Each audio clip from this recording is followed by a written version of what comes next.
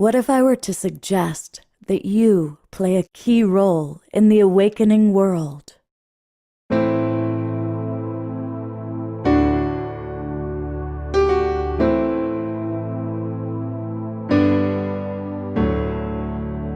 that you are watching this because you have heard the call.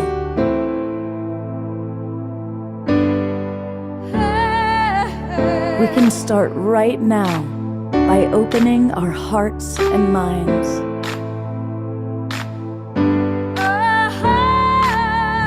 Welcome to the awakening world.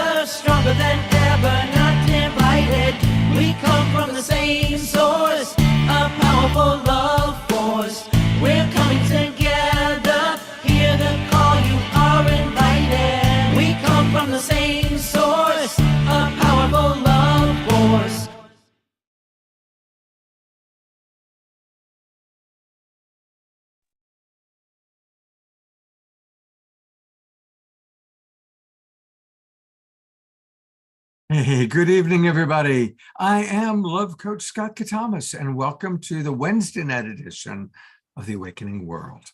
And we are going to be talking all about relationships, our ancestors, and family constellations. And we're going to learn wonderful tools how to work with those dynamics.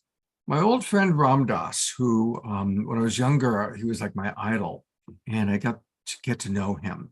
He's a beautiful, beautiful man. We miss him. And Ram Dass used to always say, do you think you're enlightened? Spend some time with your family. and that's true. And so we're going to learn a little bit more today about how to spend time with our family. And we've got two wonderful guests who you're going to meet and learn from. E.R. Lane coming back once again to the Awakening World. And Carolyn Hauser is with us. And they are both experts in relationship and family constellations. But wait, it's Wednesday night, which means it's Trish Wright night. Wednesdays are Trish nights. And as always, my beloved brother, co-pilot, Omashar is with us as well. Now, I want to thank all of you that are in our Zoom room watching. And this is going to be a very interactive show. We want to hear your questions. So it's a good idea to come into the Zoom room. Now, a lot of you, in fact, most of you are watching on Facebook right now, and that's great. Thank you to John and Summer Raymer, who get us out to over 100 Facebook groups and pages. That's awesome. But you're going to want to come into the Zoom room. You're going to want to join us. That goes for you watching on YouTube, those watching on Humanity's Team, whatever broadcast platform. Come into the Zoom room. Come join the Global Peace Tribe. It's easy to do that. Just go to globalpeacetribe.com, globalpeacetribe.com. You'll see our website. You can learn all about our different shows, and then click where it says register for the new season. And when you do that, it's going to take you to our website, our registration page. We do 3 or 4 shows every week, and they're all amazing with beautiful hosts and co-hosts and musical artists and guests with all sorts of interesting topics. For example, last week, we had a show all about authentic spirituality, can it mix with politics? We had a show on Saturday night all about the Holo movement, and another show on Sunday that was beautiful, all about tools for redignifying love and creating ascension. So come and join the Global Peace Tribe. And then you get the links to all of our Zoom rooms for the next 2 months. And you can come on in and interact. And if you register right now, you'll get the link for tonight's show. So you can come on in, you can connect directly with all of our great presenters. And this is where we also put a lot of links and discounts into the chat box. Plus, it's really cool to be part of the Global Peace Tribe because we're really cool people. We're fun. So come and join us. All right. I'm going to bring my co-host Trish on for a second, and then we're going to go to Omashar for music. Trish, what's your experience with family constellation work? Oh. So, many years ago, I had a partner who was really into it. And he had done some family constellations with this woman who also prescribed him with wolf's milk. And it was a really like his experience was so profound that when I was hitting this 3-year PTSD trigger and just not finding any way out, like I was doing Gestalt work, which is moving a lot of things, but there was just like still something that I needed help with, and I started to attend these weekly gatherings, these family constellation gatherings, and it was one of the most profound, wild experiences of seeing the field and understanding how the field works that I'd ever experienced. And it really helped me understand the layers. That was my first introduction to the layers of ancestral trauma and how we carry that through our lives. It also like really helped shift a lot of dynamics between my mother and I, healing the lineages. And he just so happens to have been the person that offered the belfry of the church to me. Yes. Oh, I've seen, yeah, y'all. I've seen it. I've seen that spot. Yeah. Yeah. Y'all didn't know I was the bat in the belfry for almost a year. Well, we're going to learn a lot more, and it's going to be a relationship show. I see the great Paul Sterling's in the audience, so maybe we'll even bring Paul up and have him share some of his wisdom. But let's go straight to the music. I see that Eleanor Joy and her beloved are in the house, so we'll have some dancing, we'll have some music, and a reminder to everybody, get up and move and groove to what Omashar has to offer. Hey, brother. Hey there, namaste and aloha, everybody. And this is definitely not a song about bats in a belfry. However, I wouldn't mind more of that story there, Trish. This is a short, sweet, metaphysical pop song about our ancestors. We've all heard it before, so we can mouth along. And it's called Out of the Blue. And so, Eleanor, dearly beloved, stand up, get ready. We're thinking of your friend. I read what you put in the chat there.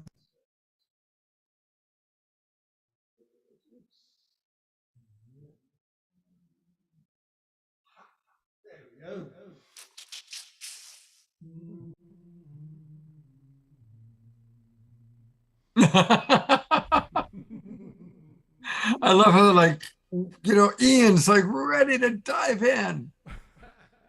Here we go.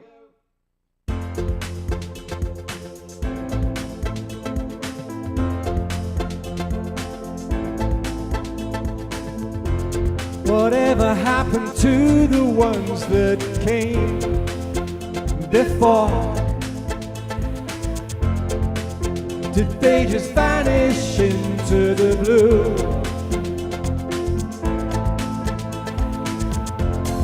Maybe they're living the dream we know to be true,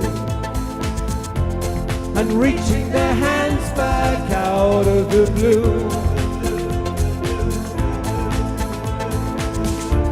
My heart is so ready to embrace all that's new. I feel the love calling for me to break on through. With peace on my mind, I know that I'm coming to a new way of life that feels so true. Come on, Bonnie, get it down.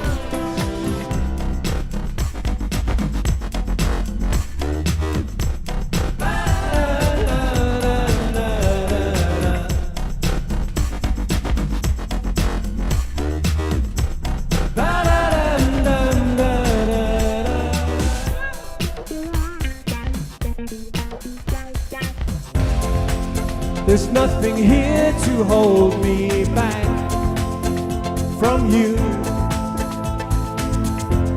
The clouds of my life have blown away.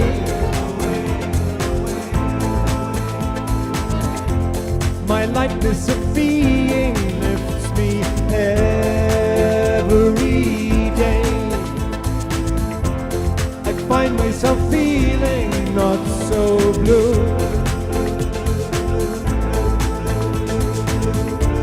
My heart is so ready to embrace all that's new. I feel the love calling for me to break on through. With peace on my mind, I know that I'm coming to a new way of life that feels so true.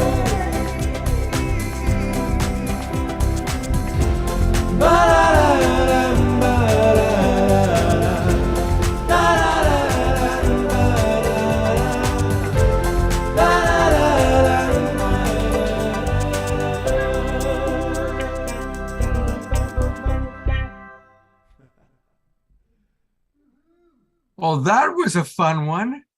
It was a fun one. It is a fun one. I'm going to stop this thing. It's sending me psychedelic. I was debating, do I have that background? I have this other one that has flashing lights, but I would need permission from people who have epilepsy in the audience, right? To perhaps. Right. Now, have you done family constellation work before? No, I have not, but I have had a men's group when I was in Kauai that I joined that was definitely about family constellations, but it was more about coming into the heart so we can go back into the family with a heart open space and be receptive to our partners and loved ones and family. So that's pretty much my experience with it. So I'm looking forward to being educated tonight. Well, to start the education process, let's bring up our first guest, and it is Iara Lane. Iara Line. Ah, yay. How are you doing, Scott? Hey, I grew up with Superman, and one of the characters was Laura Lane, right? Oh. Yeah, Laura Lane is one of the key characters in the Superman story. So when I see Laura Lane, I always think of Laura Lane. It's, you've got a Superman thing. Anyway, welcome. For sharing that. Yeah. Next time I'll bring my cape. Thank you for sharing that. You are have a superpower. And so Iara is a certified family constellation facilitator and a life coach, a wonderful speaker. I always love what she has to say. For the past decade, she's been part of the conscious growth movement. Now, Iara is dedicated to assisting clients to have breakthroughs in their lives. And she's also the founder of the Ancient Knowledge for the Modern Woman movement, originally from Brazil. Then she went through Maui, and now she lives in Sedona. The good pleasure to meet her and her beloved. Her beloved's going to be on our show on Saturday night. So your family is well represented on the Awakening World this week. It's true. Thank you, Scott. So nice to be here. Hi, everyone. So nice to see some new faces, some already seen before in the past shows. Welcome. So get us off to a start. What is family constellation work? First, I'll say it, and Caroline notes that is not so easily to explain if you don't experience, but I'll do my best to explain like just in a few minutes. It is considered a type of therapy for some, but some therapists don't like that we call family constellation therapy. But basically, family constellation works with a morphogenetic field, and I'll explain a little bit about that. So family constellation understands that the well-being of one person in your family affects the other family members. So let's say that you had somebody that had a traumatic experience on the past. You have some grandparents. For instance, Caroline is from Germany, and this happens a lot over there. People went through war, right? 2 big wars. So let's say that Caroline great-grandfather had a traumatic experience, and that traumatic experience got unresolved. So he didn't process that. And it's proven now that through science, through epigenetic, that trauma can pass through the future generations. And sometimes you have a person, you may have the great-granddaughter, the great-grandson, having some issues in their personal lives, emotional, physical issues. And that person already tried everything to fix that issue, everything that can be imagined, have been doing therapy for 20 years and nothing get resolved. It's because most likely that issue is on the family lineage of that person. And family constellation therapy or family constellation session can help the person to identify that issue that usually is hidden. And the client, by seeing what it is, it facilitates the healing to happen on that person, whatever that person is suffering, if it's on a spiritual suffering, on a physical level, and on mental level. So let me know if I was clear on this explanation, because it's not so easy to explain, but it's something that is like, I'll say that family constellation is our fast track for ascension, is our fast track to create the life that we really love, right? Because imagine like this, we have a lot of people is planting right now, right? Because it's spring. So you have a planter, beautiful planter, but that planter is an old planter, is full of trash because hadn't been used for so long. And you're finally like ready to, you're like, I am so excited. I'll be planting some new flowers and I'll be planting some vegetables. But what do you need to do with that planter in order to plant these new vegetables and these new flowers? And the planter is full of trash. So what do you need to do first? Anybody tell what you need to do first? Empty, right? You got to remove the trash. You got to empty the planter, remove the trash, and prepare the soil. Then you can put the new seeds, right, for the flowers and for the vegetables. And I said the family constellation helps you to do that. Is to clear those things that is no longer serving you, that you have been carried with you and does not belong to you, will help you to clean that space. And by cleaning that space, then you can go ahead and create the life that you love, the relationship that you love. You can be yourself. Because sometimes we're not even ourselves because we have been carrying so many things from our ancestors. And thank God we carry good things also, okay, people? We don't carry just the bad things from our ancestors. We carry the good things, right? We carry their strength and their courage. So let's bring in those good things as well. But the bad things, the traumas, we really want to carry those with us for the rest of our lives, or we want to be the ones to be the change, to bring that change to you and to your whole system. I want to be the one. I hope you want to be the one as well, Scott, and you watching. You know, I love what you say. And I've said this before, but it's important for us to remember that our ancestors just went through the most extraordinary things to give us the life that we have today. They fought in the wars, they traveled across the oceans, they crossed the plains, they worked 3 jobs, and most of them had really hard, unpleasant lives.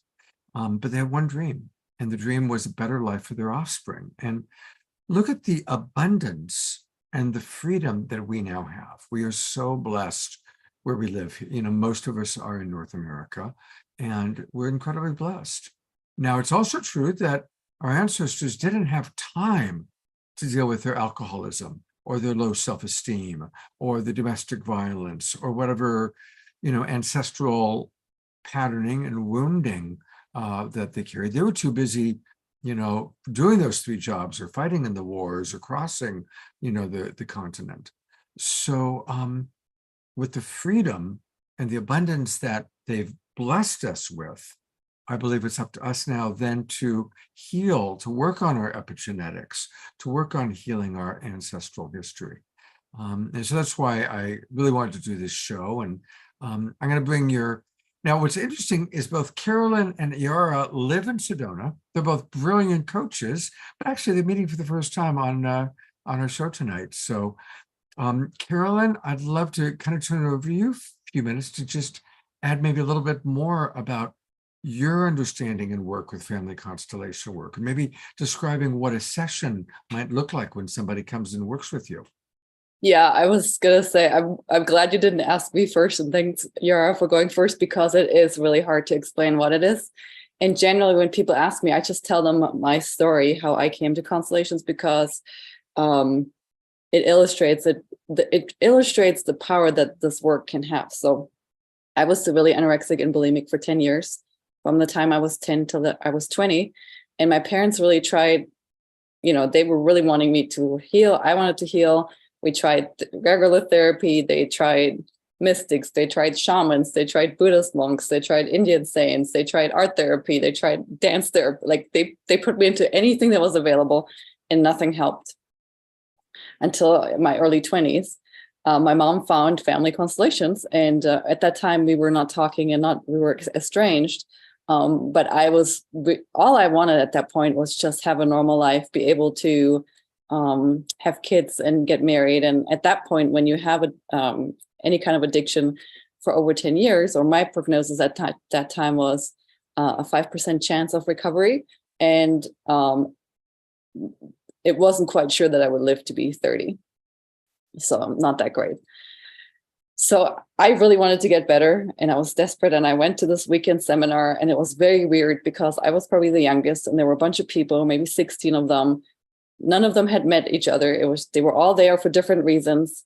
And like Laura said, it's mostly people that have tried everything that finally break down and say, okay, I'll try it, or some people find it maybe a little sooner, but in that circle were a lot of people that were like, I've tried everything else and I don't know what else. There were people that were getting divorced, people that were facing cancer, and then it was me. And it was a 3-day weekend workshop. Now, the reason why this is called Constellations has nothing to do with the stars in the skies. Originally, this word comes from Austria and Germany, and it's just a really bad translation, in my opinion. But the reason why it's called constellating is because you take your inner picture of something, and I'll explain this more, and you place it in the room. So you spatially place it, you spatially constellate your inner picture, basically. It's a way of making your subconscious and the group consciousness or the group subconscious visible. So in my case, Saturday went by, half of Sunday went by, and I knew that if I wanted to have a change, I had to finally, raise my hand and say, okay, I'll do it. And when I did what they asked me to do, and this is how it's traditionally done, is they asked me to pick people from the audience. Nobody knew anything about me other than I was struggling with these eating disorders.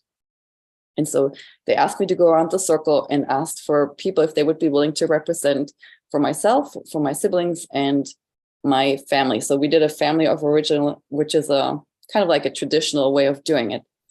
And a person for the eating disorder. And then they asked me to just ask these people, asked if the people were willing. If they were willing, they could also say no or yes. When they were willing, I kind of asked them to get up and put them in front of me, placed my hands behind them, and intuitively walked across the room or around the room with them and placed them in different positions. That's why it's called constellating. And to make a long story short, what came out in my constellation was actually that the eating disorder, the thing that I was fighting and the thing that I thought was killing me, was the thing that had kept me alive all the time. If I hadn't had that eating disorder, I was struggling with depression, all kinds of things, I would have probably killed myself. So it totally shifted the dynamic, and it was a profound experience. And I went home afterwards, didn't think about it too much, just let it be, which we were advised to do. We were advised to not analyze it too much. And within 3 months, I was completely healed. And the funny thing is, I didn't even put 2 and 2 together. I met a friend 3 months later, and he was just asking how I was doing. And I'm like, I'm fine, I'm healed. I healed myself. And he's like, how? I've known you for 5 years. You've been struggling with this thing for 5 years. How in the world did you heal yourself? And so I stopped to think and realized, like 3 months back, I had this one session.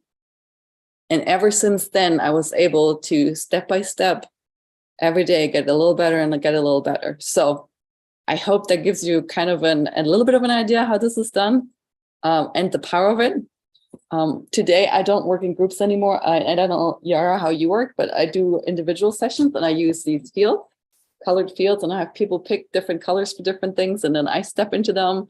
And one thing that I've learned from this work is that we all, like each and every one of us, we carry such a tremendous history and story with us, and we are all more similar than we think. And we're never just, it's never just ourselves. So oftentimes when we're stuck in life, it has nothing to do with the current situation, but everything with where we came from and where we came from. I guess that's what I have to say for now. Thank you for that, Carolyn. You know, it really is difficult to sort of describe the magic, the profound transformation that Constellations is, you know, and it takes a lot of trust in people, in your practitioner, to let them lead you, right? So I think that you've done a fabulous job describing an undescribable moment. More volume. Sure, I can do that. And just to, is this better? Yeah. Okay, great. And just to say that to hold such amazing space takes a lot of ability to move with what is. And I had the like wonderful pleasure of being able to sit in a session with Yara at the Global Peace Tribe Retreat. And epic. Do that, call her. And I'm sure that Carolyn's really amazing too. Like, look at her cute dog in the back. But I was gonna say, in general, what have you had any sessions that really profoundly changed your life? Like, just by being, not personal sessions, but in your client sessions, like how have you had experiences witnessing or being in people's work? Can you tell us a little bit about that? Trish, you ask Carolyn or myself? Okay. Well, like, okay, by witness somebody else in a constellation, if I had some healing happen with me, by witness somebody or by guiding somebody's constellations? Is that your question, right? Not by leading the constellation, because I seen like, I can use like miraculous, because I saw some miraculous things happening, like when I guided a constellation, what happened with the client afterwards. But I experienced some healing myself being in a constellation as well, because even if you're in a session, a group session, and like Caroline, nowadays I do the one-on-one more than the group sessions, but I still do the group sessions. But in the group session, when you're representing somebody else, family, right? And you have something similar that may happen in your family, you can experience healing. I didn't experience like anything extraordinary, like when I was representing somebody's family, but I definitely felt some healing. I was like, wow, something very similar happened in my family and really touched my heart and make me like think about some of my family members and start treating them differently. Like, for instance, in family constellation, we sell that everybody has the right to belong. And this specific family constellation was somebody that was excluded from the family system. And because somebody excluded this schizophrenic guy from the family system, like the descendant, and I don't remember if it was the nephew, I think, took place of this schizophrenic person that was excluded and started having all types of emotional issues. And I have a similar case in my family. So it really touched me at that time. I was like, wow, I have a very similar case in my family, and I see that people is excluding this person in my family, that it is schizophrenic as well. And it started wondering, like, what are the issues that is causing? And I went to my grandparents and my aunt and talked with them about that. You know, what about giving more attention to, I'm not going to mention name, but to this person, to really start seeing this person, you know, and not like hide this person on the back seat because this person has schizophrenia.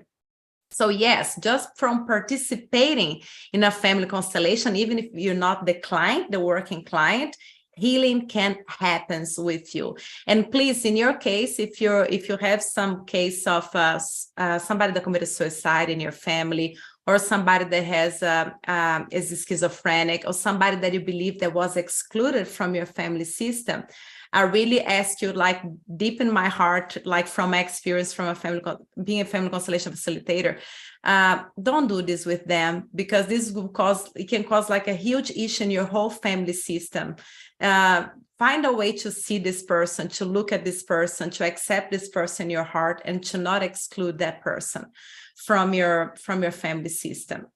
That's like so important. I can it's hard for me to describe how important. Caroline knows that, how important it is, and the problems, the issues that can come from that, excluding somebody from your family system.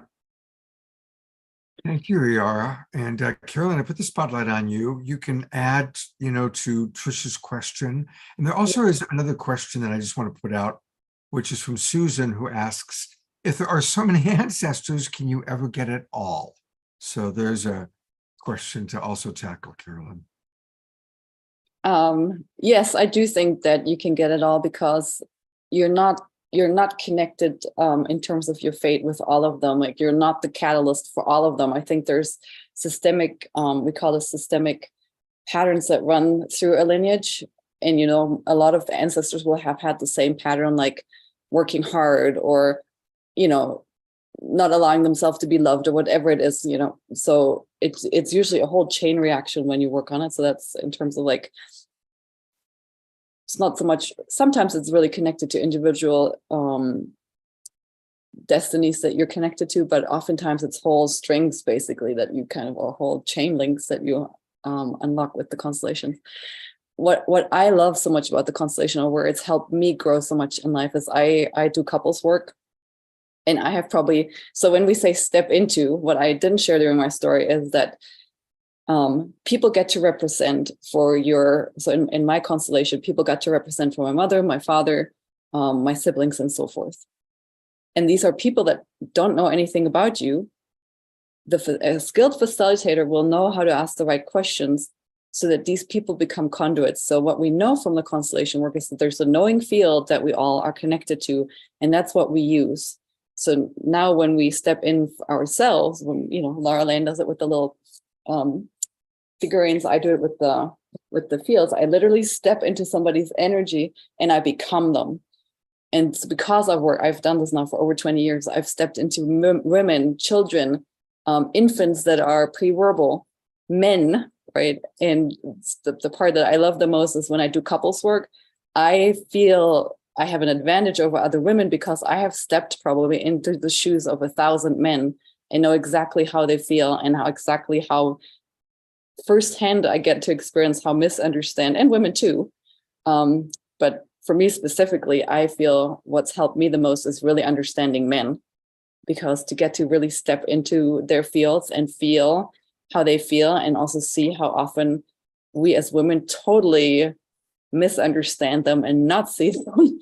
That was the huge eye opener for me, and the biggest blessing, I would say. Yeah.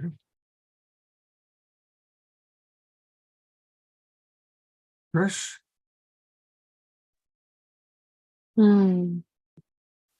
Yeah, and the thing that's so beautiful is really everybody in the constellation gets the work. That's part of its amazing magic. Yeah, amazing. Let's see, what questions are there in the world? I'll read a couple comments. I like the healing. Grace says, I like the healing that comes from understanding how everything has a deep and understandable reason that deserves our infinite compassion and love. Another question is, how quickly can we get results? And George says, it's generational. Your parents have learned from their parents and on back in time. There's a knowing in the field we are connected to, says Grace.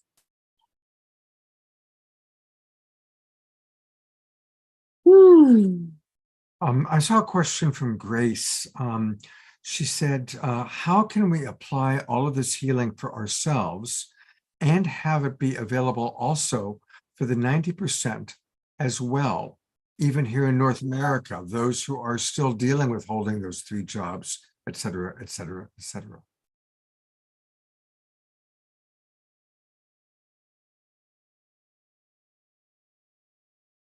I believe it starts with you. It starts with you. It starts with one person. Answer to her question, because once you, as Carolyn told as well, once you work with you, there is a ripple effect that will go through your family lineage, because we're all connected through this morphogenetic field, this field that knows it all. Some we even call outside of family constellations, some will call this the Akashic field as well. So you work in yourself for whatever reason that you need. And when you work on yourself, you affect your family lineage. But not the families, we have the family system, but we have other systems as well. So when you work in your family lineage, this may affect other systems. You start affecting maybe your community, and smaller communities and bigger communities. So it can be like a ripple effect, because when one person gets healed, a lot of others will get healed to the future and to the past. And that healed person can change the world. One healed person, I believe, can change the world. Remember that little music, that little light of mine, I'm gonna let it shine. You know, there's the little light doll, and all the other ones start getting light. It's like that. It starts with us. That's all I have to say. That's beautiful. Thank you so much. Wow. Carolyn, what are your thoughts? So in my life, what's been most useful is understanding actually vibrational levels. And that's the work of Dr. David R. Hawkins, who also used to be in Sedona. He's no longer living. But he basically taught us, and I'm sure there have been people on the show that have talked about this, that there's vibrational levels, high vibrational, low vibrational levels. When we're in a low vibrational state of being, generally we get sick, we struggle, our life is not flowing so well. He actually gave us a scale of consciousness, map of consciousness, where he shares with us that the vibrational level of 200 is the line of courage. Everything below courage goes towards death and decay. Everything above courage goes towards more life and more abundance. 500 is the level of love and bliss. And when we can live there, life is magical. So what he's also shared in his book and his research is that I think he says 98% of the world population lives below the level of 200. But the other 2% calibrates or counteracts that those 98%. So in terms of what you were saying, Laura, you know, he basically has the scientific proof that if one of us works on getting ourselves into a higher vibrational state, so I think he has the number of one person at 500 carries or helps balance either 750,000 or 1 million people and help lift them up as well. So the vibrational levels, they are exponential. And in my own life, the more I focus on learning and finding ways to help myself to get to those higher levels, the more effective I was being at living my purpose, and the better my life also got. So the focus is really on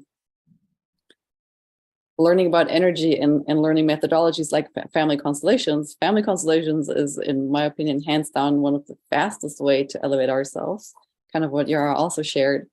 That's what came to my mind when you were just asking that question. You know, as a coach, and it's kind of fun, you know, because I don't do family constellation work, but it's fascinating to me. And of course, Trish and I are both coaches. And one of the things that, of course, we all see as coaches is how symbiotic families are. And so what you talk about, how, you know, one person raising the vibration has an impact on the whole family. One of the things I've also noticed is the challenge of when one person raises the vibration, it also threatens other members of the family. Oftentimes the older, more kind of stuck in their ways members of the family. So how do you kind of get around that when, you know, you've got somebody who's doing great family constellation work, but other members of the family are threatened by this rising of consciousness? And that's a question for you too, Trish. That's why I brought you in. Mm-hmm.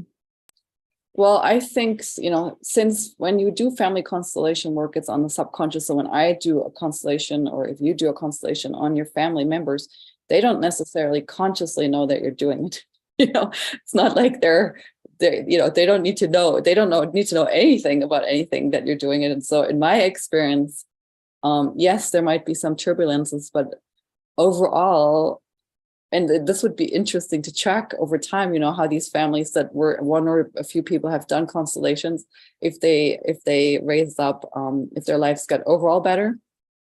My feeling is that, and actually Hellinger, who's kind of the man that discovered or brought this work to us, he always said that, yes, the truth in the moment might startle us or be painful or whatnot, but it ultimately sets us free. So while there might be a little bit of a ripple or something, I do think that generally, overall, it helps to make everything better for everybody. Beautiful. Trish or Iara, do you have any thoughts on that? Yeah. Well, there's a lot of thoughts that I have about that. Thoughts on patience and thoughts on compassion, thoughts on allowing and accepting people for who they are. You know,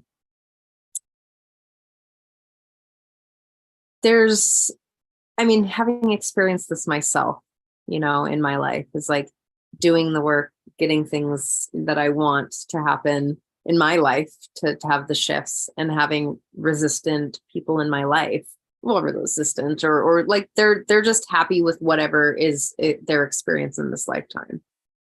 And what I had to come to personally was my discomfort with their unwillingness. What I saw as unwillingness to do the work was a judgment. Was the judgment of something that I wanted for them, or I wanted them to do to prove their love to me, or something to make my life easier. And it was a really selfish approach. So in the sense of, you know, as I'm evolving and growing in the ways that I want to, that it's my responsibility to put myself in positions and with people who love and accept and respect me for who I am, and to manage my proximity to other people, you know, to the people who are like, think that I'm kind of a POS, or that I am, you know, like why would I hang out with someone who thinks that I'm a terrible person? You know, why would I put myself in a position to cause someone triggers and traumas constantly just by being who I am? So that's the thought there. Now, does it change the love? Oh, I can't say those words. Can I say those words? Of what is a POS? A piece of Poop. Piece of poop. A pop. A piece of poop. Yeah. Well, that would have been a pop, yeah. But that's what that's how I work it out. And then it doesn't change anything about how I love them or how I want to be in connection with them. So as they're doing their work, whatever their work might be, I can't tell them what to do, nor do I actually really know what they need unless they're telling me specifically, right? Like, I want to go here, and I'm like, oh, good, I can help you find the strategies that are going to work for you. And then, but that's also not my responsibility, right? And that's not my job, nor if it's especially non-consensual coaching, like, we don't do that. So that's what I love more, accept more. Beautiful. Michelle B. Betty, I'm going to go to you for a moment for your question, but I want to read a couple comments that have come in. Dorina writes, and Dorina, I always appreciate Dorina, she's down in Ecuador.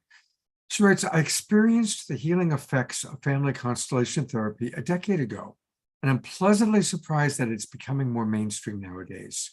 I want to recommend a really good 8-part movie series called Another Self, a Turkish drama series. You can find it on Netflix, that is centered around a man who does life-changing family constellation sessions, where the 3 main characters embark on a spiritual quest in finding themselves and working through past trauma via family constellational work. So thank you for that.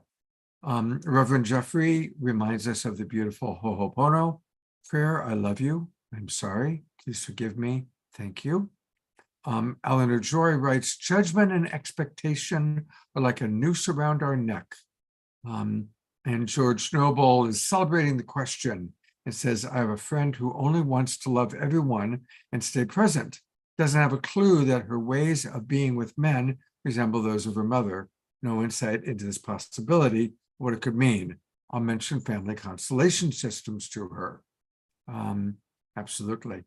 All right, Omashar, you had a wonderful question in the chat box. I'm just going to go to you to ask it to our two experts here. Yes, I will. And just a precursor to that, without the curse being in the cursor, is as I have up-leveled myself over the years, the only way I've been able to protect myself and my family units and my friends' units is by just shutting up and not sharing anything with anybody else, because it's only in this forum that I can speak openly and freely about consciousness and my heart and my connection to the Divine Mother and everything, because everyone else just thinks I'm a complete nut. And so over the years, I've stopped sharing it. It's kind of like my pearls, but I'm finding myself more and more isolated, which is interesting. And so that's just that. That's just an aside. And I'm not too sure if the question that I have has any bearing on this topic tonight or any relevance or any value. However, but I'm going to say it anyway. And if we all concur that we all have many, many, many lives, right? We've lived hundreds of times, different bodies, then does that not mean that we are our own ancestors? I am an ancestor that lived in a different form 100 years ago. So I'm just kind of bringing that into the topic, because we all look at healing our ancestral, poor ancestors. They suffered so much. I am my ancestor. I was the one that suffered so much. Not poor me anymore, because holy smoke, look what we are creating together as we rise. So as I'm just kind of throwing it in here. I'm not too sure if it's going to go anywhere. Maybe Carolyn and Yara, do you have any feeling of that within the sessions, that not only are we healing our ancestral line, we're healing the ancestors that we actually are? As the dude that was with the Mormons that came across the desert, and or whomever, the Dust Bowl and blah blah blah, the Tea Party. It's all me. It's my fault, and it's a joke. Anyway, that's enough. I think maybe. Does it make any sense? Yes, it does, Omashar. It's interesting because you mentioned you touched the subject of past lives as well, and you being the ancestors and the reincarnation. I think you were touching a little bit of the subject of past lives, and the traditional Hellinger family constellation, as I learned, we don't really work during the family constellation with like past lives. But I understand your concept is like, so when you're healing yourself, even though you had like past lives, so you are the ancestors, right? And you are the ancestors of somebody else because you had past lives, if you believe in reincarnation, who is watching over here. So I believe like when you have the past lives, you're carrying those characteristics, you're carrying those things within you as well. So I believe when you're healing yourself, Omashar, over here in the year of 2023, you'll be hitting these other parts as well. Even though, as far as my studies, Caroline, you can tell about your experience, I never really worked with like the past lives things during a family constellation, because just in our current life, we already have like so many things going on. It's so many things. And I know there are other techniques that can work with the past lives. But for sure, Omashar, like when you're working Omashar in the year of 2023 in yourself, there are parts of yourselves like from past lives that will be healed as well, because it's all within you. And it's something that work with the body and soul. So it's all getting healed. Yeah, it's a funny one. In that I've seen so many people saying, just honor our ancestors. Look at the struggle they went through. Poor them. And it's kind of like we're putting this is my perspective only, putting all our energy back there when it's taking us really out of the present. And if I am my ancestor, it's poor me. It's not poor them. I'm just kind of doing in my life, doing everything to pull myself into the now and not give myself to the past or the future. Maybe a little bit, but not much. And so maybe there's going to be an up-leveling of even family constellation practices when more people realize that we've all, there's maybe let's say there's 10 billion souls that can continually reconstitute themselves through this earth plane. So I'm going to shut up there because this is a deep hole. So Well, all I can say is whatever you need will come out in the constellation. And yes, in classical constellations, we don't go into past lives and so forth, but living in Sedona, I've opened right. I've opened myself up to just do it my way in a sense. And I've had constellations where past lives come in. I've had constellations where aliens come in. I've had constellations where whole nations come in. I've had constellations where previous lifetimes of selves come in. So, you know, what I know really for sure know is that whatever you need, the field will provide for you to get to the next iteration of you, the next level of freedom. Nice, thanks.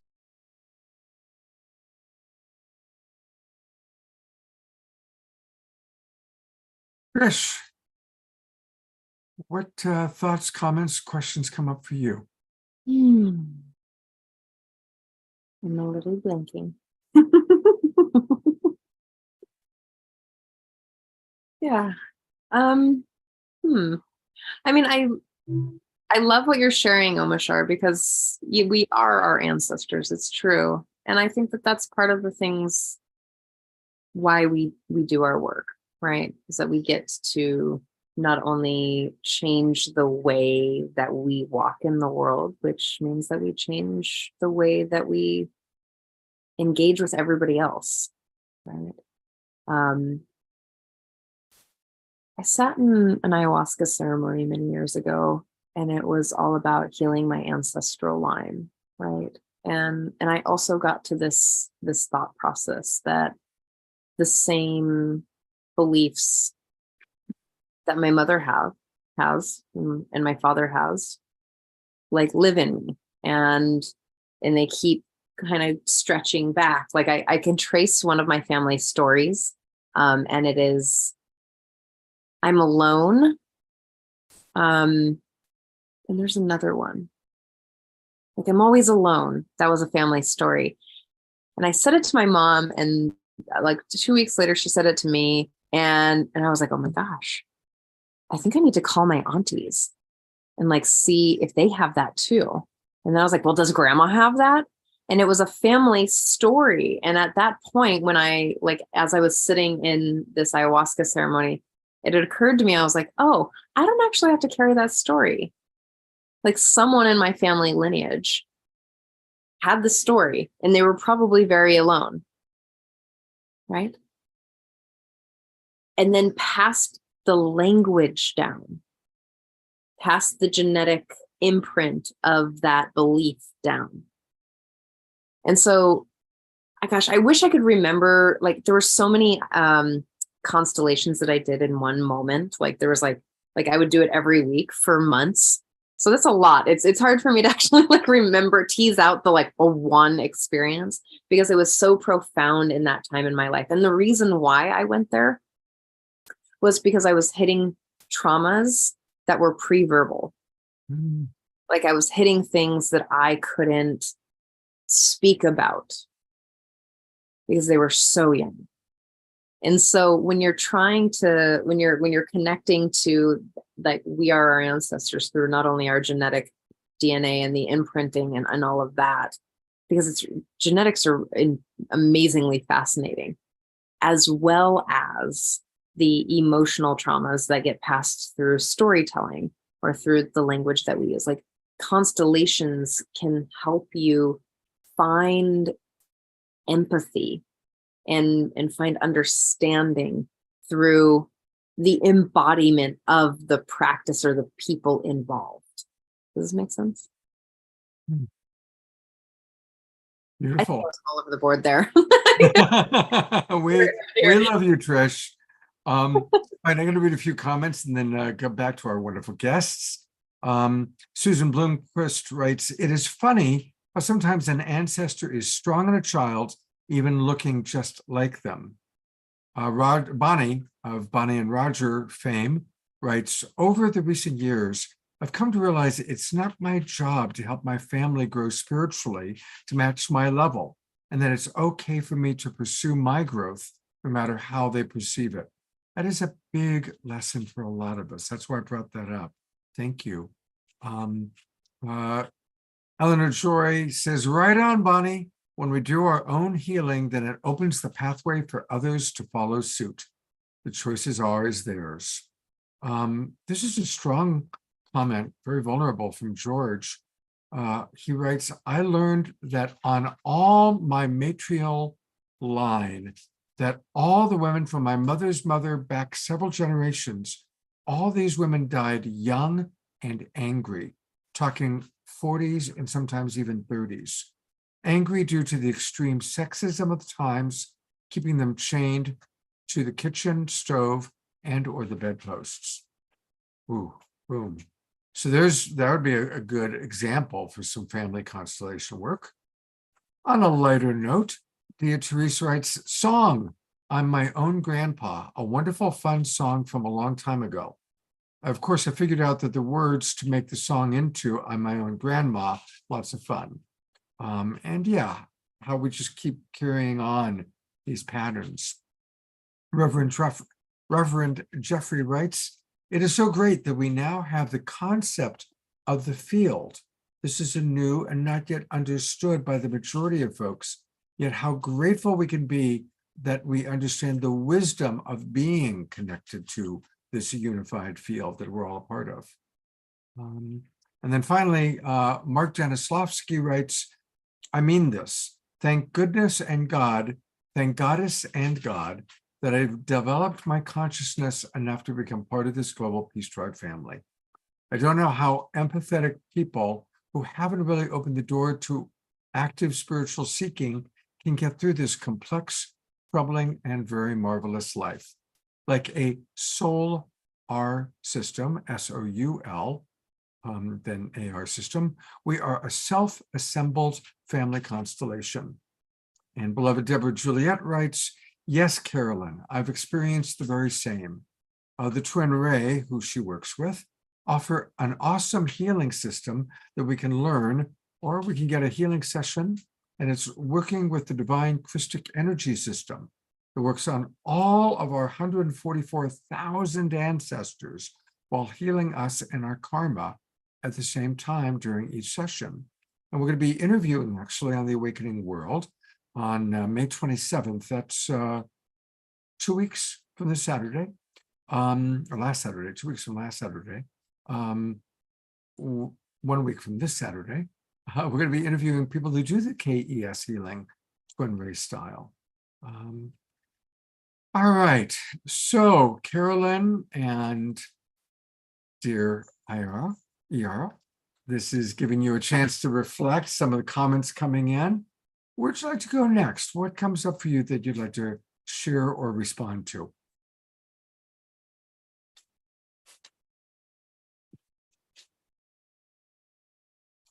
Do you want to go first, Yara? Or I can go first now. I've been going first a lot. Go ahead, Caroline. Thank you. yeah, so for me, I very much feel like my purpose is to help bring peace between the feminine and the masculine. And there's so much we can do with constellations, and especially around, so in everything that I've learned and around the relationships that I've struggled in relationships quite a bit, I would say, with myself, and then also intimate relationships. A lot comes down to, early attachment. And that's where the constellations are so helpful, because in the constellation world, we basically see that, or our philosophy is that how we experience our first loves or our first intimacies is how we create life, basically. And so when we can go back and heal those really early attachment wounds, pretty much everything in life changes for us. Yeah, that's what I wanted to say. And yeah, Yara, I'll let you talk real quick. I'm going to say goodbye to my daughter, who's going on a 2-week trip. I didn't know she was going to come by today or right now, but. Thank you, Caroline.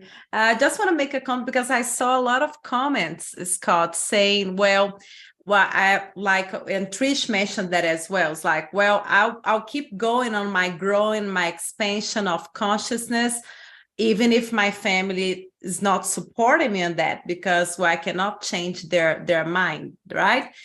And this is so true. Okay, we cannot change their mind. We cannot say, okay, you gotta believe this. You gotta do this. You cannot do that. But I think it's very important to find a space in your heart to not really criticize them too much, or just say, Omashar even mentions like, well, I'm isolating myself because I cannot have like a conscious conversation with my family. Because of that, I'm isolating myself. Okay, this can happen. Probably it's not such a good feeling. But what can we do? Like, can we do something on the soul level for that gap, right? Because you're here, you're a super conscious person, you're expanding, and the family members that you love so much, sometimes your father, your mother, your brothers and sisters are here. So there is a huge gap between you both. And you may ask, how can I do to like reduce this gap? I want to get close to them. They're my family members. I love them. I want to keep having contact with them. And I'll say there is some things that we can do, some systemic exercise that we can do on the soul level for that. And what I suggest, you can imagine that person in front of you, can be your mother, your father, or maybe it's your brother or sister that you're having this big gap that you cannot have a conversation with them. But on the soul level, you can connect, you can close your eyes and imagine that person in front of you and have a conversation with that person on the soul level. First saying, like, let's say if you are here the younger brother and you're actually having this issue with your brother, your older brother or your older sister, you can close your eyes, imagine that older brother or older sister in front of me and say, brother or sister, mention the name and say, I see you. First, recognize that you see them. I see you, you're my brother, my sister. I see you as a family member. I bring it to my heart. You're part of my system. You're part of my family. But externalize to them. But I have this expanse of conscious, and I'm learning new things. I know that maybe you're not 100% open for that. But I want to tell you that I love you. I still love you, respect you. You're still my brother, you're still my sister. You can have that dialogue in the soul level. Imagine that person in front of you. And a lot of times when you do that and you're doing the subconscious level, the soul level, that person can get affect. And you're not influencing the free will of that person at all. Right? The person still has free will to change or not change, but you're having that communication, the soul level with this person. So for those of you that are feeling this big gap between a family member, because you're so more like advanced in a way, you have more knowledge and they are still close, something that I recommend to do, because by doing that, you may reduce that gap. And you may not feel so alone or so disconnected from that family member. That's what I want to share for now. Okay, thank you. Well, we're going to bring in some reinforcements. Of course, Trish and I are coaches, but the great Paul Sterling is in the house. And Paul, I'm just curious, you've been here for the whole show. What are some of the thoughts that come up for you? I'm trying to find a way to bring you on. Whoops, wrong person. Hi, Deborah. Trying to find Paul. I had him in my sights. There you are. Thank you. Paul, what comes up for you? Well, I am a relationship coach, but I'm also a relationship crash dummy. I have been through so many different challenges, and I'm looking at, when do you choose this over something else? And I had a brother that committed suicide. And so mostly I participated in this one, Scott, just listening, go, how do I apply it in my life? Because it's been a bumpy road, and they say you teach what you need to learn. So I've studied relationships a lot. I haven't done a lot of constellation work. It's very seductive to me. I mean, it's like, geez, I've had some things that have stuck with me for a long time. And I've been curious about this. So how do you decide it's this lifetime or it's some other constellation or some other history that's coming up? So I guess that's my question. Yeah. And it is a good question. Carolyn, what are your thoughts about when you kind of determine, is it past life or just archetypal? You know, it kind of, when we are imagining a past life experience, past life memory, to what degree do you take the approach it is historically past life, or it's more of an archetypal way of seeing that dynamic inside your consciousness? Well, the beautiful thing with constellations work for anything, right? You could have money issues, you could have business issues, you could have health issues, you could have, it's not just about family. You can actually constellate anything that you want to know, anything about that you want to clear anything with.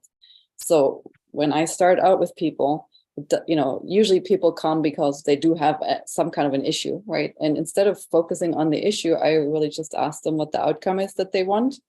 And based on that, we select what needs to be, which fields or which things need to be represented in the constellation. And then the field actually will, based on, you know, we know what we have the intention of what we want the outcome to be. And based on that, the field, the constellation will just go in the directions. Like we don't necessarily put like anything in terms like, oh, this, you know, we want to do a past life constellation or a present life. We're doing a constellation to help create this particular outcome, and then whatever is needed just shows up. And part of the art of facilitating is learning to be so tuned into the field that you can feel what wants to come in and what's needed as pieces, basically as puzzle pieces. Does that make sense? Does that answer your question? Yeah, I mean, what it comes up for me is just, you must be very intuitive to do this work. Well, you probably don't start out, you know, like you get more and more intuitive. It helps, and I do train people, and it helps when you are a little intuitive. But every human being is intuitive.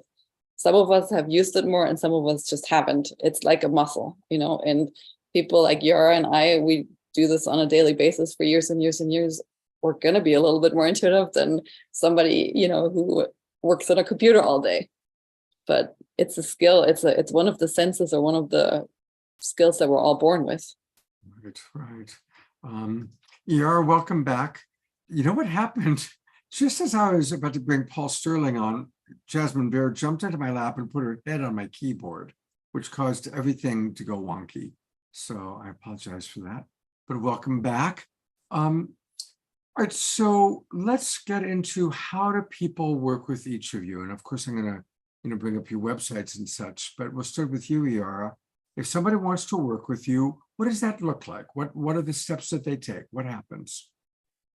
Okay, Scott. So the first thing, we have a preliminary meeting. Usually it's like a 10 minutes phone meeting just to do an assessment, what the person wants to work with, to see if it's a good match. Is family constellation is the best thing for the person? Because maybe it's not. Family constellation is not always like the solution that the person has been looking for. So I have this preliminary call, and this 15 minutes discovery session. There is no charge for the client, and you can do that through the website, the Life Change Breakthroughs. And after that, said, okay, you really want the constellation, we'll schedule a session. And the beauty about family constellation, especially the one-on-one sessions, is because we can do in person or we can do online, right? Because there is no limitations about accessing the morphogenetic field. And we work with those figurines that represents the family members. And as Caroline said, she works with some papers, right? I work with the figurines, and the way it works, I'll enter the morphogenetic field of each family member of the person to access the information that is needed over there, and to find what's going on in the client's life, that is in the family lineage, that is causing the client to have the issue that they brought for the situation. And family constellation is, I think, I lost what Caroline said, but the beauty also it is you can use for everything. I'm originally from Brazil, and I'm originally an attorney at law in Brazil. But when during my time, I didn't work with family law, I was with business and tax law. So, but in Brazil, they already use family constellation on a small claims court in Brazil. For you to have an idea, in Mexico, they already have these schools that is 100% based on the principles of family constellation. That's how powerful it is. It's used for business. For instance, somebody has a business and something got stuck in a business and they cannot find what's going on. Something is stuck in a marketing team, for instance.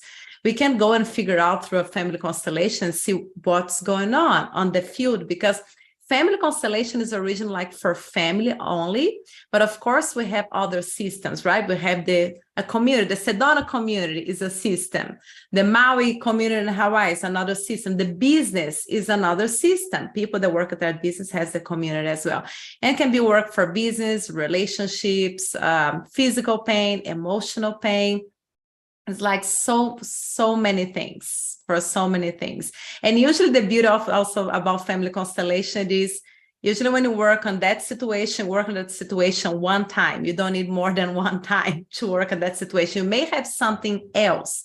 You may bring another situation, but usually we don't work on the same situation twice because it can be seen what's going on during the session. Then healing can cause like one thing that I think is super important as well is like I'm a facilitator, I'm not healing you. Caroline is as a facilitator is not healing you.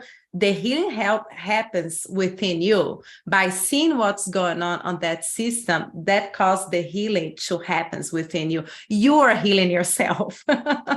We're just facilitating the healing that needs to happen or something that needs to be seen that you cannot see. Thank you, Iara. Well, that's a beautiful thing. And to learn more about Iara and her wonderful work, and if you want to awaken to your extraordinary life, go to her website. It's lifechangebreakthroughs.com. Lifechangebreakthroughs.com, where you can learn more about her. And there's a lot of really cool stuff that she's doing. She's go to Maui. You can either go to Sedona to work with her in person or go to Maui. Those are two pretty good places to go to work with this wonderful woman. And she really does do a lot. She works with individuals, business owners, women's empowerment. And I see some people that I know that actually have worked with you before. And she is offering a free life blueprint. It's called How to Create Your Extraordinary Life. Just click there, and that's how you can get her ebook. And definitely make sure you give your name, just like I'm demonstrating right here, your email address, and always sign up for our friends here. And that's a great way to stay connected to what, in this case, Iara is doing. So please do join her website, and we're not done with you yet, but I figured we'd go ahead and do the introductions of websites. And so, Carolyn, same question. How do people work with you? And what's that look like? Generally, I really focus on couples work. So I have a 6 months container that's called the Blissful Marriage Method that combines family constellations with something that's called bonding-based lovemaking.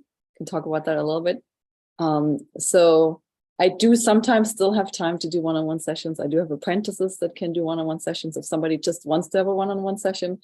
But my passion is really helping couples that feel like they have a relationship that's maybe an 8 or 7, 8, 9, and they really want it to be a 10, to help them clear anything that's in the way of them having the 10 and also give them tools so that they can sustain it. And that's a little bit longer process than just one session. Wow. Okay. Well, that's good to know. And to learn more about what Carolyn does, I'm going to go to a couple places. First, her website. And her website is her name, Carolyn. Mind you, there's no E at the end. It's Carolyn. So Carolin Hauser, HAUSER.com.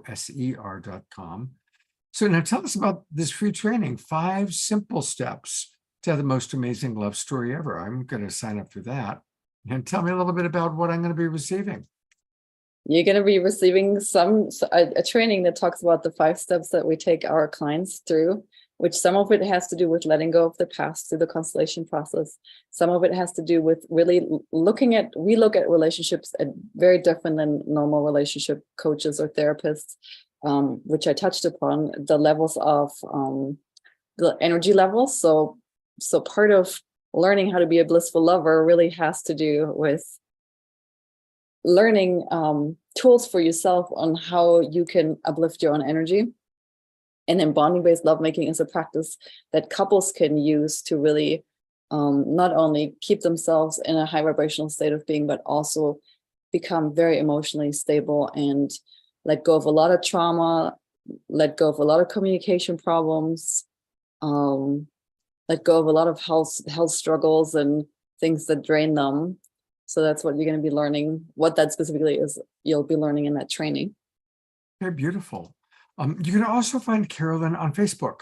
And it's simple, just go to facebook.com and put in her name, Carolyn Hauser.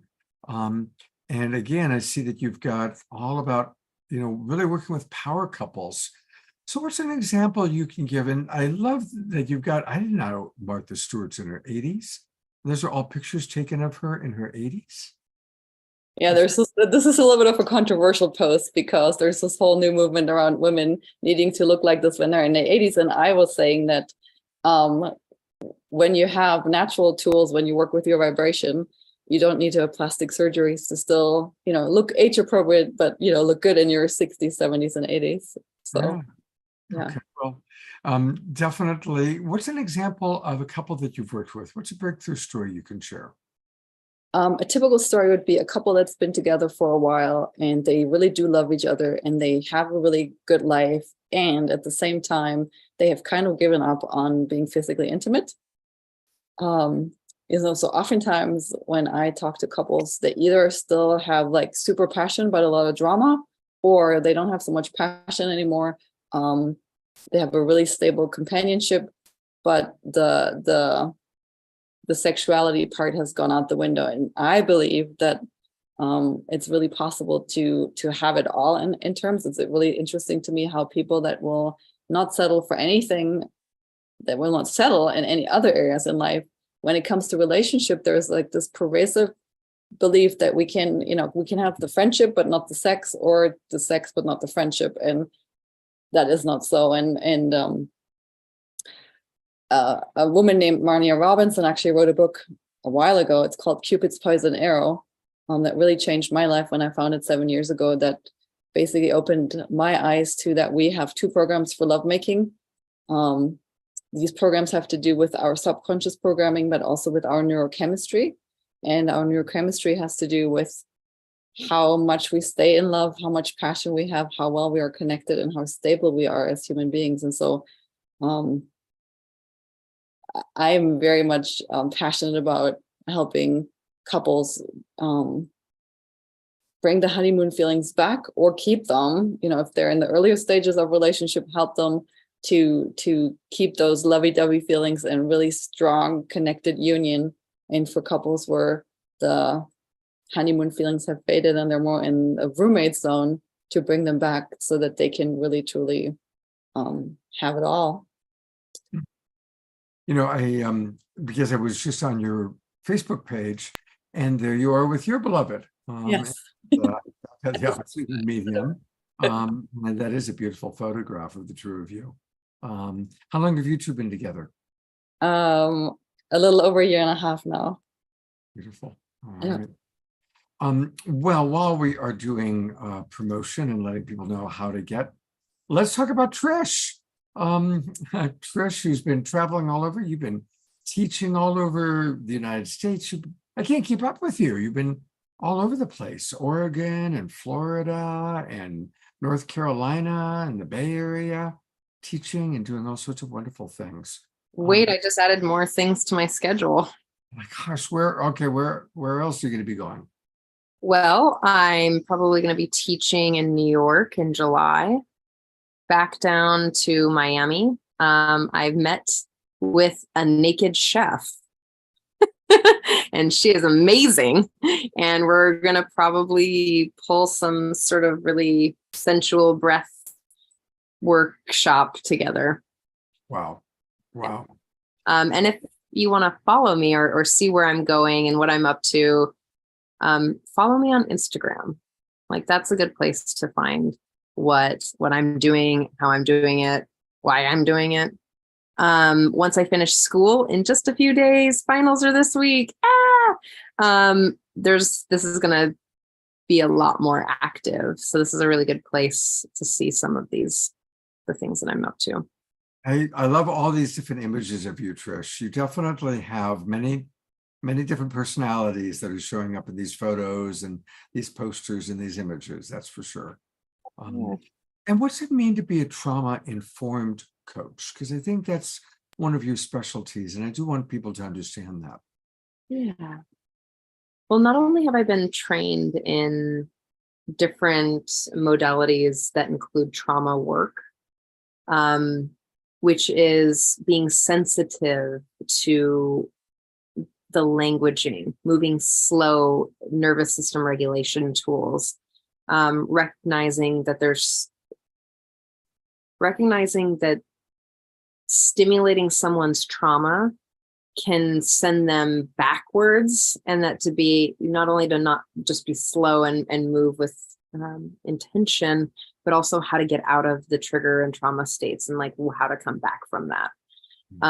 So there's lots of different things, like the counseling abusers class that I took and the mental health first aid things that I've taken, and also the Gestalt work. And, I'm sure there's other things that I can't quite, I'm not sure why I like consume all these classes, but like there's other things in my past curriculum that give me the opportunity to hold people in the depths of like a psychological breakdown. Yeah. Well, thank you. It's beautiful work that you do. And I'm going to bring our two guests back on. And I'm also going to bring up the great Paul Sterling. And here's a question that kind of came in, and we addressed it a little bit, but Ayada asks, I'm wondering if you can speak more about the applications of family constellations for trauma, especially within communities. And we touched on that a little bit, but let's face it, we all have trauma in our family constellations. So I'm curious what any of you would like to add about managing and working with trauma within the family structure, within family constellation work. And any of you can just jump in.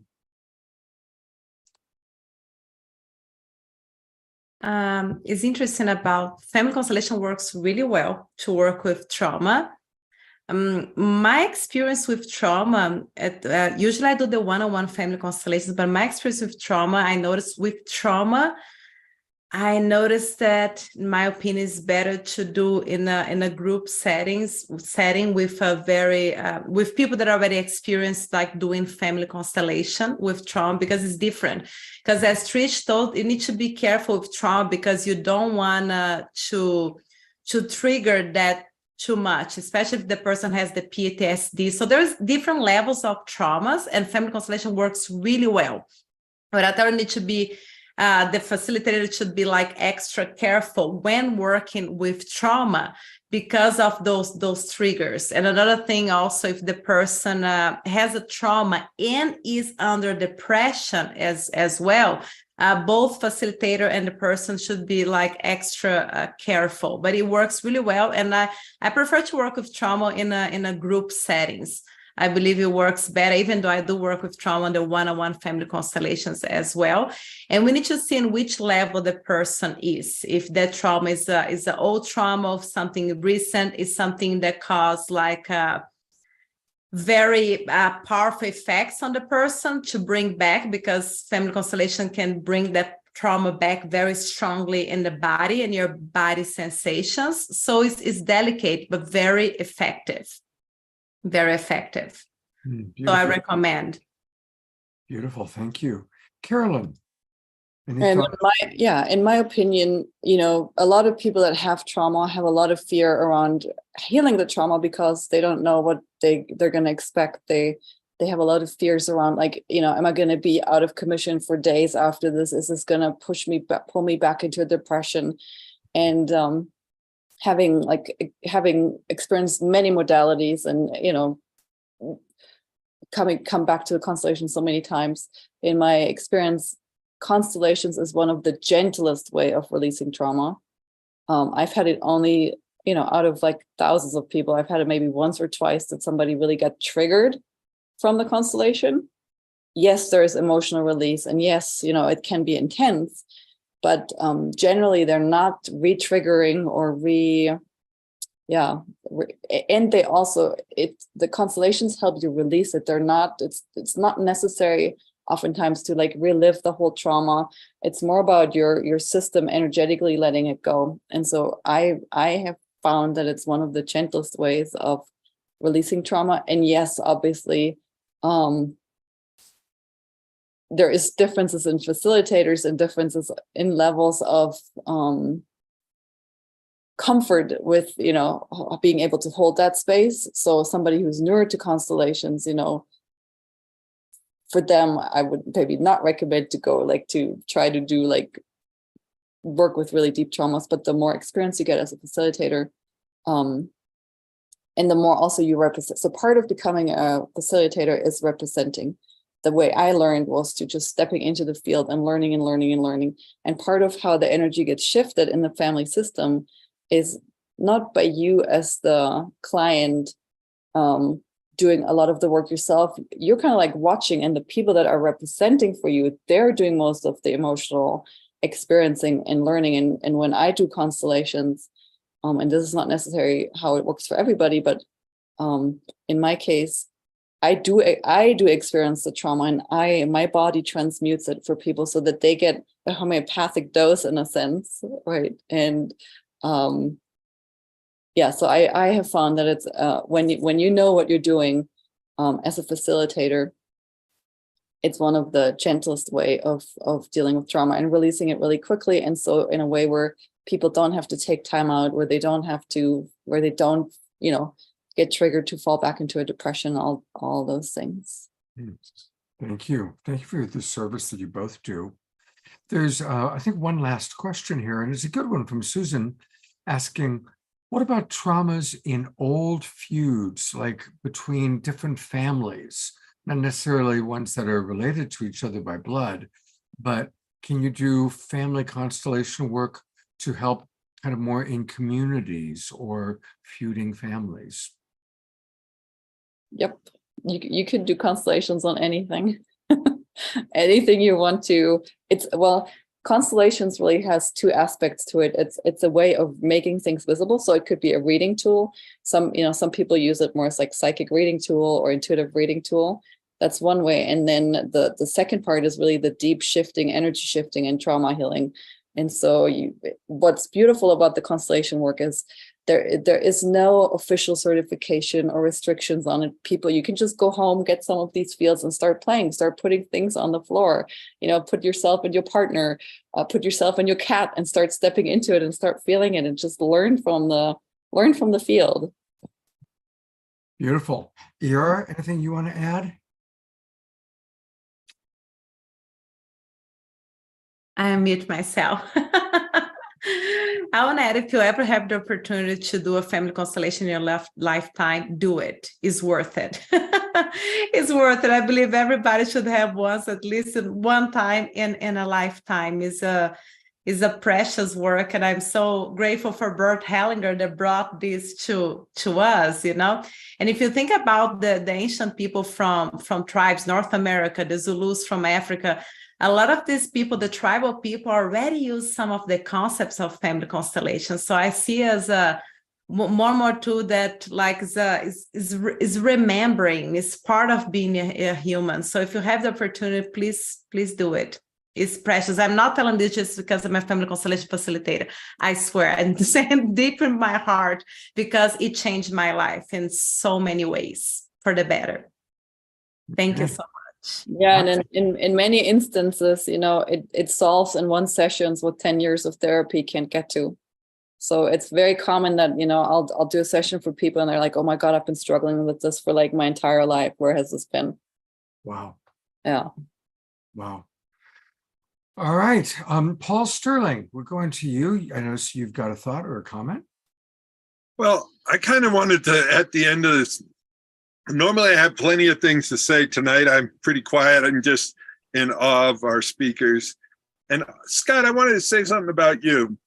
I love that you are sort of like the buffet of healing modalities that you bring to us every week the best of the best for us to learn from and grow from. And I just appreciate who you are as a human being and what you've created here with the Global Peace Tribe and the caliber of people, some of the best healers in the world that you bring together, that we get to come and sample and enjoy and learn from. So that I just wanted to appreciate you as a human being and what you bring in the weekly effort Well, that thank you, Paul. to making a difference.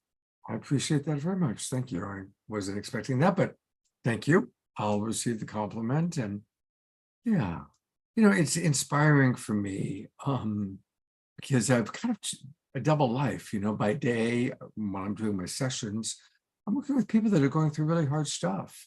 And then on the Global Peace Tribe shows, I get to be inspired by all the wonderful guests that we have that are, always inspiring and changing the world in wonderful ways. So it keeps me remembering that, yes, life is hard. Relationships can be difficult, but we are part of an awakening world, and it's very beautiful. Trish, I'm going to bring you on for any final thoughts or comments you want to share, and then, of course, we'll go to Omashar. Oh, I just want to say how sweet that was, Paul. I wish I could remember exactly what it was, a buffet of spiritual healers or something. Oh, I was like, oh. Yeah. Good. What part of the buffet are you, Trish? I don't think we should get into this conversation. I'm blushing now. This has gotten. I love you. And I love you, Scott. And to Yara and Carolyn, Paul and Scott. You know what? It takes a village to keep showing up and doing our work. You too, Scott. Come here. Okay. Obrigado. Yeah, it takes commitment and commitment to your own healing and your own transformation and your own personal growth work and being in the darkness and the shadow and discomfort. So thank you all for choosing to love. Well, likewise, Oh, and you too, Omashar, of course. Thank you. Hey, before we go to Omashar, I want to acknowledge another wonderful opportunity. A few weeks ago, we had a show, Trish, remember, you and Omashar hosted it, actually, all about epigenetics. And Krista Morea Love is offering a free epigenetic experience. It's this Saturday. It's 9 o'clock Pacific time, 12 noon Eastern. It's free. And you can really drop into a deeper understanding about epigenetics. And I really believe strongly in Krista Morea. She's great. And so I want to just encourage everybody to attend. I'll put the link in the chat box where people can sign up for this. It's a great, great opportunity. It's free this Saturday. So I definitely want to encourage everybody to do that. All right, Mr. Omashar, you are up next. That would be it. I'm it. You're it. What a rich, beautiful show with such eloquent, educated, intelligent people. Holy smoke. I am full at this buffet. And it really is a buffet because you don't have to accept everything, but you can listen to everything, you can see everything. And so I'm really grateful for this buffet because it's really helped me grow as a human being. And in light of that, here's a song, and it's called It's in Every One of Us. It's not mine, but it's, for some reason, Spirit tapped me on the shoulder and said, "You're going to sing this tonight." And so I learned it today. I haven't sung it for years. Let's see what happens, shall we? It's always funny to see what happens. Oh, and Ian, you're going to have to waltz with Eleanor. So Eleanor, because this doesn't have a beat to it except the beat in your hearts.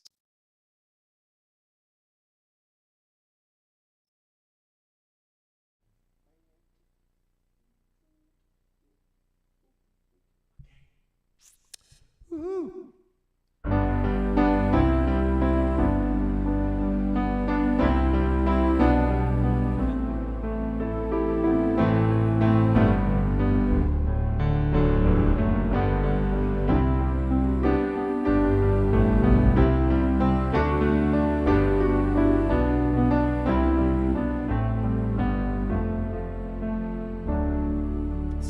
learned it. Okay. It's in every one of us to be wise.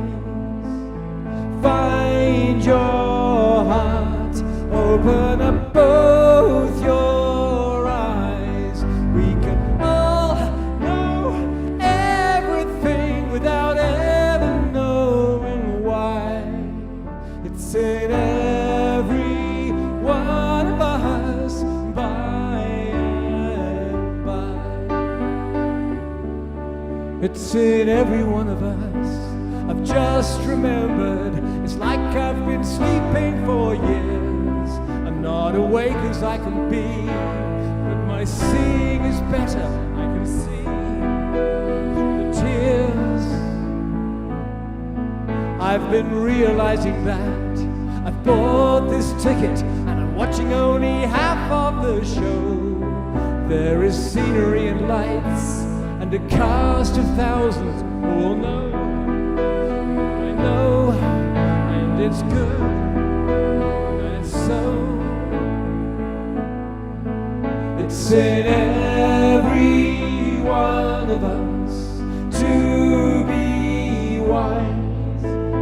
Find your heart, open up both your eyes. We can all know everything without ever knowing why.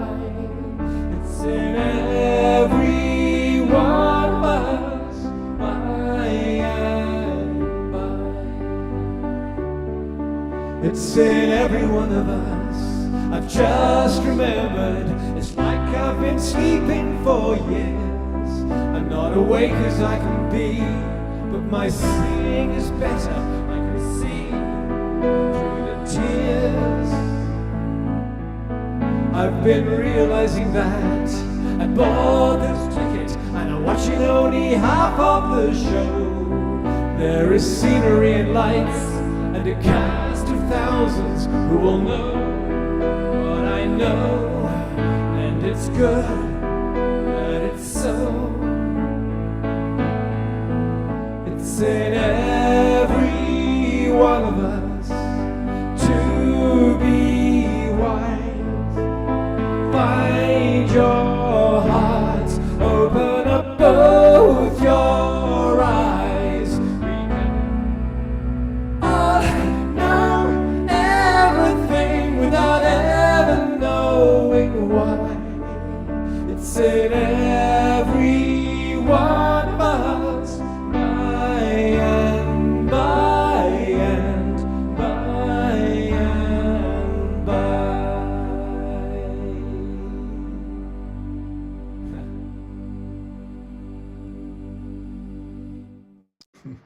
Oh, love that song. It's Yeah, all you too. Thanks for putting, twinkle time for Amashar. thanks for putting up with the glitches, but sometimes you just got to do what you got to do. It looked like you ran out of breath there for a moment. I did, but that's because I'm living in. You got to breathe. I know it is. It's especially as I'm at about 6,000 feet in Colorado, and I've noticed I have to actually breathe. I've lived the last decade plus at sea level, and if I do not consciously breathe, I just run out of breath and don't even realize it's getting myself consciously re-educated. So anyway, thank you. Well, thank you for that wonderful song. And to get more Amashar music, definitely go to amashar.com, his website, or come to the Awakening World. Come to all of our shows. And on Saturday night, we've got a really fun show. It's another collaboration with Tangela. And you know, Carolyn and Yara both came to us through Tangela. So we are grateful for her. And we're going to have joining us will be Yara's husband, beloved, Stephen Von Lynn will be playing music on Saturday night. And then we have all these wonderful guests. And look at the topic, how to embody your divine superpowers. It's going to be a really, really fun show. So make sure you join us on Saturday night. And then this Sunday, you know, we're kicking off 99 Days for Unity. It's a big program. We've got a lot going on with it. We're going to talk about that. We've got some of the leaders of it and two really powerful guests. And of course, as always, Amashar music. So definitely join us on the Sacred Sunday show. And I'm going to bring Trish up one last time. So there we go. Another Wednesday night, another wonderful, wonderful show. Thank you, everybody, for being with us. And I see a lot of wonderful comments coming in. People are happy. So we'll see you. Have a wonderful week, everybody. We'll look forward to seeing you on Saturday night. Take care.